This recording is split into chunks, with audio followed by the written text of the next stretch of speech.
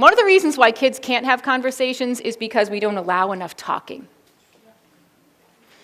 If you're working with a child who you find can't have a conversation, you've got to think about in your day, when you take that child one-on-one, small group, take them for a walk, whatever it is, sometimes taking that kid for a walk to de-escalate is just having a conversation and not focusing on why they got thrown out.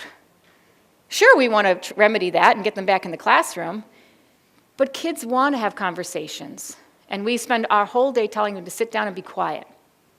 Quiet, voices off. I cannot stand those two words, voices off.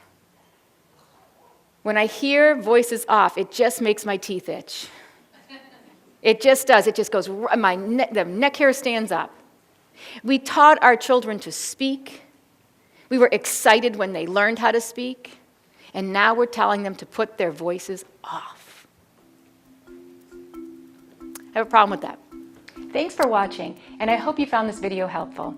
If you did, make sure to like and subscribe so you never miss another video. I speak and consult on school behavior, and I love to help districts solve some of these problems. See you next time.